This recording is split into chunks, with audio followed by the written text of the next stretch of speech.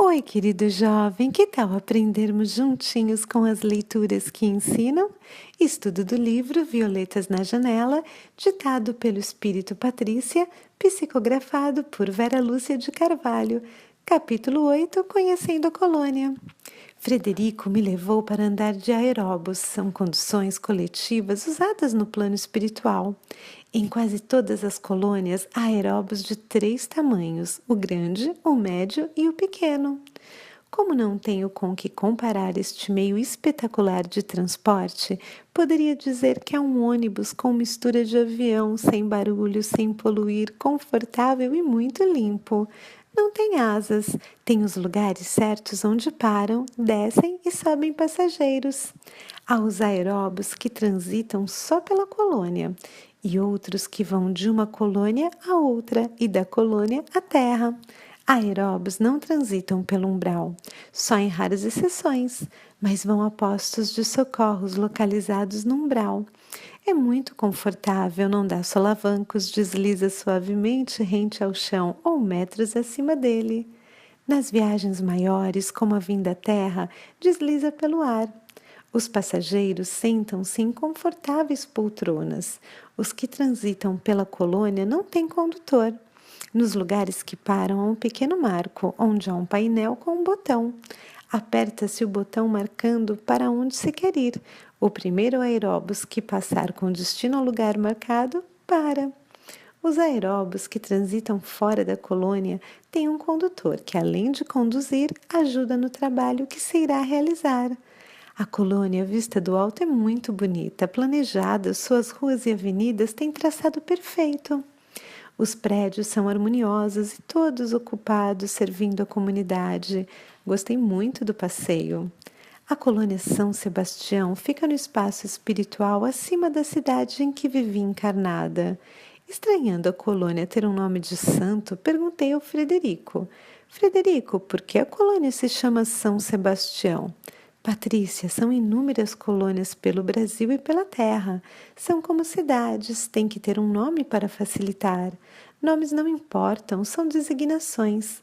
Ao ser projetada há tempo, seus benfeitores a chamaram provisoriamente de São Sebastião, para não dizer paraíso, que poderia ser confundida com o paraíso-céu. Pronta continuou sendo São Sebastião. São é título dado ao bravo guerreiro Sebastião. Esperam os benfeitores que todos os moradores da colônia venham a ser bravos guerreiros e vencedores dos seus defeitos e vícios. Recebi de presente alguns bônus horas e todas as distrações e lazer amigos pagavam para mim. Achei um tanto estranho, parecia pagamento por ser útil, um trabalho remunerado. Um dia, ao voltarmos do teatro, me acompanhavam Maurício e Antônio. Indaguei-os. Que é realmente o bônus hora? Patrícia, Maurício elucidou-me. A maioria dos homens trabalham por estímulo, para usufruir de um prazer ou sensação. A maioria não concebe ainda a humanidade com uma só família, com a perda do corpo físico pelo desencarne, e para que não percam o estímulo de trabalhar, é necessário que continuem recebendo o estímulo do prêmio do seu trabalho. Isto mais tarde os levará a fazê-lo por uma causa maior, por amor. Espíritos superiores veem as colônias como lugares de transição e o bônus hora como período de evolução. Esta é a razão pela qual os estagiários das colônias recebem o seu salário bônus hora. E quem trabalha muito e por muito tempo como os governantes, os instrutores das colônias, também recebem? Maurício continuou a elucidar. Os instrutores não mais necessitam de prêmio por serem bons, mas por amor à família humana permanecem nas colônias no meio dos aspirantes para não menosprezá-los, para não se destacar, para não parecer serem melhores que os companheiros. Usam os bônus para se igualar ao nível dos moradores que ainda estão dentro do prêmio e castigo. Todos utilizam os bônus hora para não haver grupos de protegidos e desprezados. Os que muito trabalham e que poderiam receber muito apenas só solicitam os que lhes são necessários. Entendi que meus acompanhantes não serviam, não trabalhavam para ter bônus hora. Utilizavam-se dele somente quando necessário. Os dois muito trabalhavam e, por amor. Curiosa, indaguei-os novamente. Há nas colônias os que não trabalham e não têm direito ao bônus, ao lazer? Ah, respondeu Antônio prazerosamente, mas o estágio nas colônias para estes espíritos não é longo e nem pode ser, porque ociosos não afinam com suas vibrações. Eles fatalmente, na primeira oportunidade, reencarnam em meio aos espíritos ociosos, onde irão sentir falta do conforto que tiveram e não valorizaram. Um lugar que visito com frequência e gosto realmente são as bibliotecas. Elas diferem de tamanho dependendo da colônia. São maiores e mais completas nas colônias de estudo. Também a biblioteca nos postos de socorro, só que menores. A biblioteca da colônia em que estagiei é muito bonita. Livros são separados por estantes, tudo com muita ordem. Fiquei maravilhosa por não encontrar livros velhos. Os livros são sempre novos, porque, como todas as visualizações ou materializações do plano espiritual ou astral, são de energia psíquica, não envelhecem. Há livros escritos somente para desencarnados, que só são encontrados no plano espiritual. São inúmeros livros de estudo, pesquisa, livros religiosos, e em destaque os livros espíritas. Grande parte dos livros os encarnados também dispõem para ler, principalmente os livros espíritas. Procurei um livro e não encontrei. O bibliotecário gentilmente me disse: Patrícia, a colônia de estudo tem esse livro, quer que peça para você? Quero, quando volto para apanhá-lo. Ora, espere uns minutos que estará aqui. Por um aparelho parecido com um moderno fax, fez o pedido. 10 minutos depois, pelo mesmo aparelho, recebeu o livro que queria. Puxa, exclamei admirada. Não é uma maravilha? Falou entusiasmado o trabalhador da biblioteca. Dispomos de muitos recursos. Recebemos o livro pela desintegração e aglutinação. Não duvido que daqui a alguns anos os encarnados possam dispor desta comodidade. Legais são os livros que podemos colocar na televisão. O escrito aparece na tela e vamos lendo página por página, graças a um pequeno aparelho adaptado à tela. Não posso compará-lo ao videocassete, é diferente, é agradável ler pela televisão. Próximas à biblioteca estão as salas de vídeo, também chamadas de salas de estudo computadorizado ou salas das TVs, e podem ser ainda conhecidas por outros nomes. É um galpão enorme repartido em salas conforme o assunto a ser ventilado. São lugares confortáveis e agradáveis. Há em cada uma das salas vários e eficientes computadores que podem ser ligados por controle remoto. Na frente de cada aparelho há 10 poltronas muito bonitas e confortáveis. As telas variam de tamanho. Se queremos estudar um assunto individualmente, regulamos a tela do tamanho pequeno. Fica como uma televisão de 20 polegadas. Se é para um grupo, regulamos para o tamanho médio.